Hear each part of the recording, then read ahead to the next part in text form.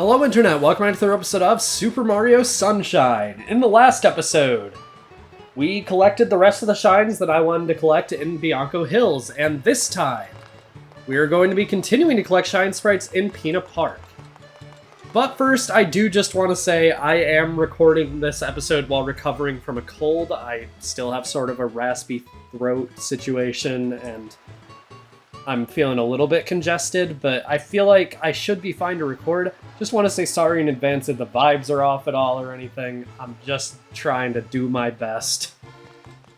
Blah, blah, blah, blah, blah. Can't imagine what the poor princess is going through. Mario, please save her. And that's my job. Mario, is the princess okay? The princess is on that island. I think it's called Pineapple... or something. How do you think you can get there? Oh, I know how. I've gotten there before, buddy. But apparently I forgot how, because wow. Okay.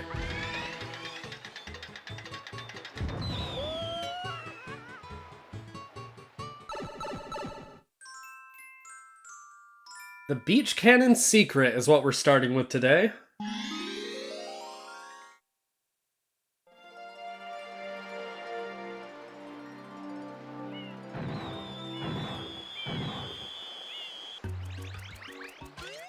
Right off the bat, that was actually a bit of bad luck in that cutscene with the golden bullet bill spawning there.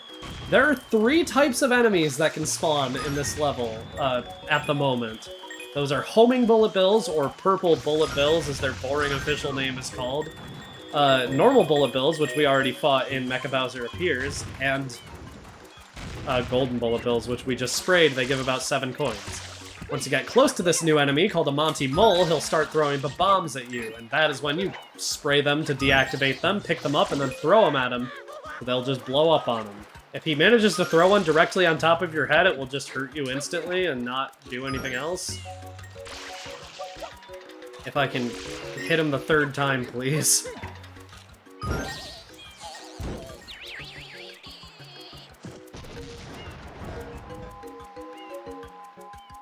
There we go. It's that easy. It's a pretty simple boss. Also, weirdly, I think the only time Monty Mole has been portrayed as being, like, at all strong in Mario? Oh, bye, Flood. Up until this point, Monty Mole was just a normal enemy. Even in Mario 64, sure, he was annoying, but you still killed him with a single punch. In this game, it takes 3 explosives for him to die. Delphinian, Monty Moles aren't messing around. They were in the war. Why do you think the Yoshis disappeared? This level is pretty simple. The beginning section is a little tricky. I will say this is my 2nd time recording this level in the past 30 minutes because I had to re-record the episode. Because of some issues with my mic that I didn't notice until the episode was already recorded. So I'm already a bit used to it, but every time I come back to this game, I have to get used to the vanishing platforms all over.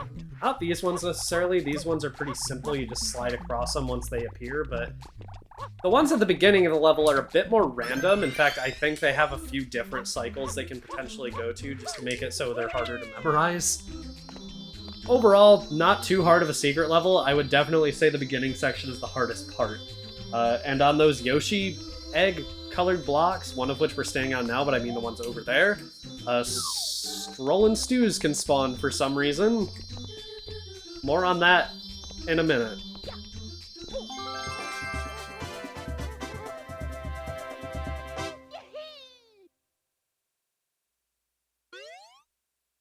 "15th Shine" in the first 5 minutes of the episode, so I'd say that's an overall win.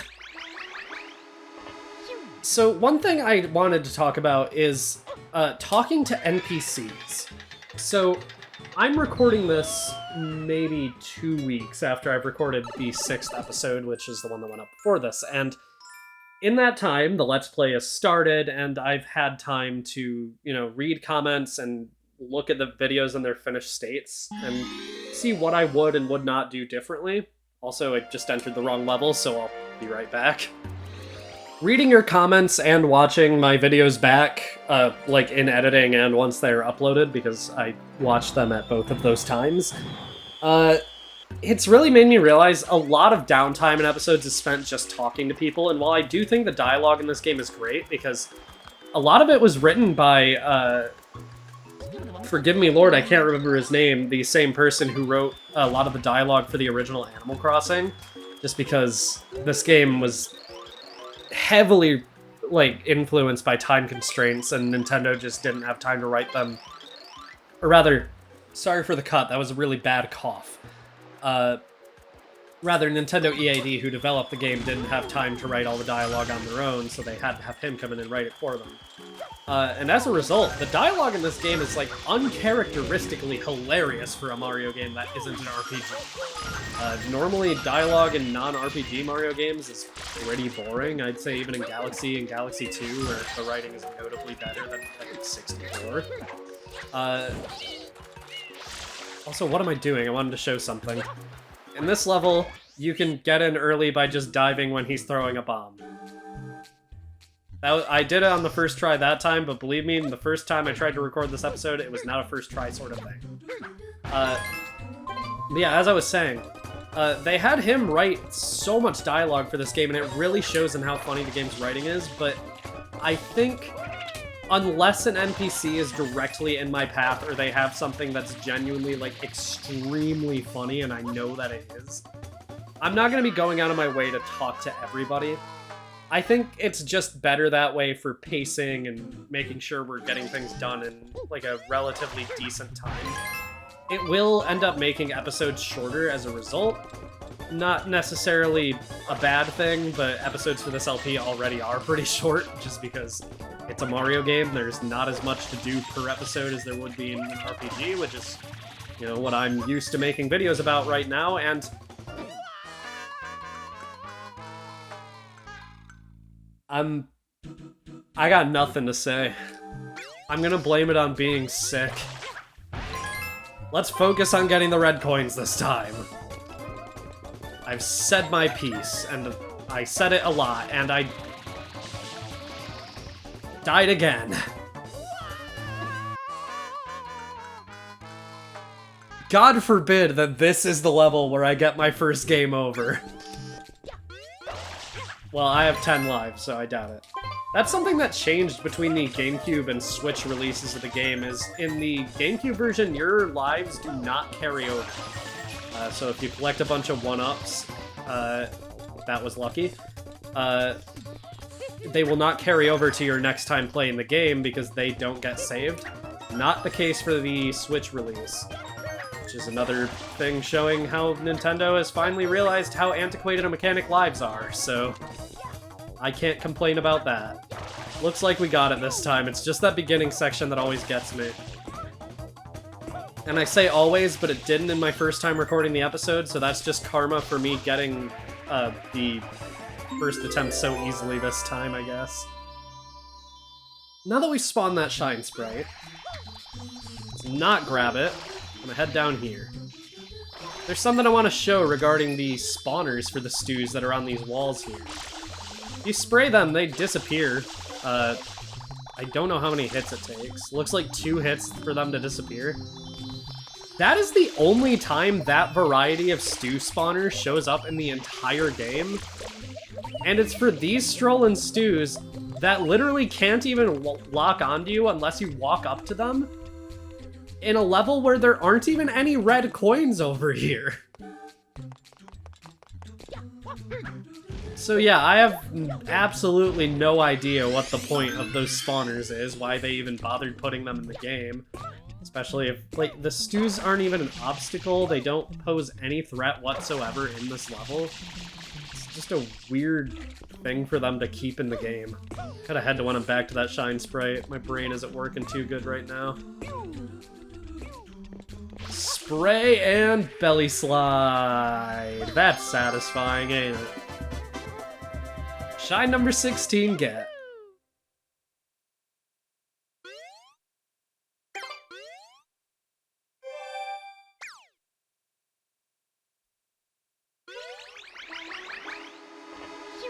Shoo! I agree, Mario. Let's head right back in.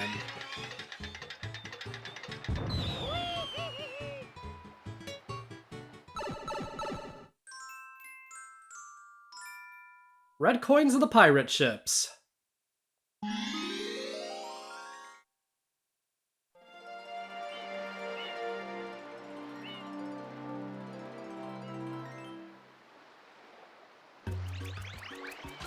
Back to a level where we have to head back inside the park, but first there's some new enemies out here.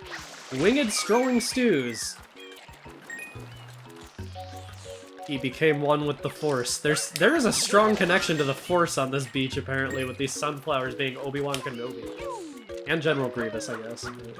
That was a one-off bit, but still. Interesting to note, after the first mission, they no longer say hello there, they just say hello. This isn't them changing their greeting in every episode or anything, because if we talk to this sunflower, her dialogue is exactly the same. So for some reason, between episodes, they just figured that they needed to change them from saying hello to hello there to hello for some reason. Also worth noting, the official name for those sunflowers is Sunflower Kids. But I'm just gonna call them sunflowers.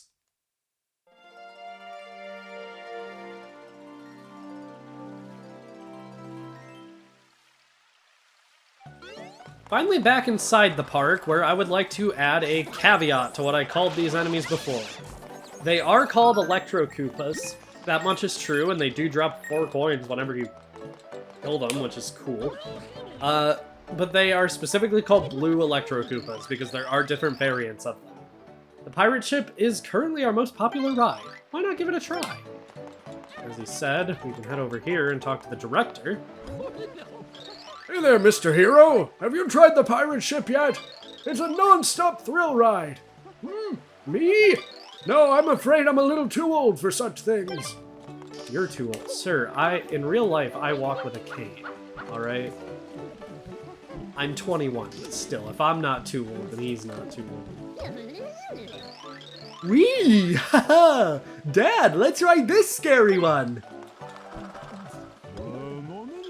Why don't you just go on alone? You'll be just fine. Daddy will stay here and take pictures. Yes, that's right. With his camera that he totally has. Every 3 swings, the ship makes a full rotation. Be careful. As he says, they do make a full rotation every 3 swings, and that was a 3rd swing! Too much excitement made me cough. Our goal for these pirate ships is to get on them in order to collect the red coins that are at the different apexes of the different ships. Got 2 of them. I kind of want to see if I can get on this. Now I can jump over here. Just sort of ride with the ship. There we go. Okay. That was much smoother than my first try at getting those ones, I will say that much. Want to get up here to get our 4th red coin. Be extremely careful not to collect this blue coin. That one always makes me nervous. There's so many blue coins that are so easy to grab in Pinna Park. And normally that's not an issue, but it is an issue when I get to the, like, blue coin episodes. I'm, like, reading my notes the entire time to try and make sure I'm getting them in the right time, and then I have to check every episode just to make sure if I collected it, I'm not missing anything or anything, and it's just annoying if I grab blue coins ahead of time, so I try my best to avoid doing that. The enemies on these grates are red Electro Koopas. The way you take care of them is either ground pounding if you're on top of the grate, or punching from below if you are below the grate. I always get the button confused for what does what. If you're under the grate, pressing A will make Mario kick the top. It's not a punch, it's a kick. And if you are hanging on a wall, it will make Mario punch the grate. That is the difference. I don't know why I came all the way down here, because with this grate, since it's on a slope, if you want to get to the other side and you're like halfway through climbing and you just took out that red Electro Koopa, which I guess is a good thing I didn't, because I didn't take out the last one, you can just stop hanging from it and then use the hover nozzle to get around it. Just because it's on a slope, it's easy to do that. If I can stay on it, please. Thank you, Ground Pound. Their 8th and final red coin. So let's grab our 17th and final shine for today.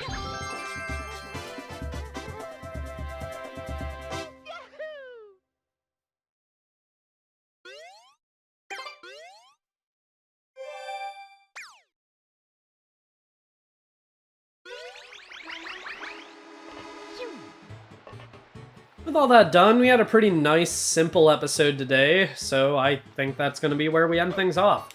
Next time on Super Mario Sunshine, we'll be heading back into Pinna Park to see what else there is for us to do around Pinna Park.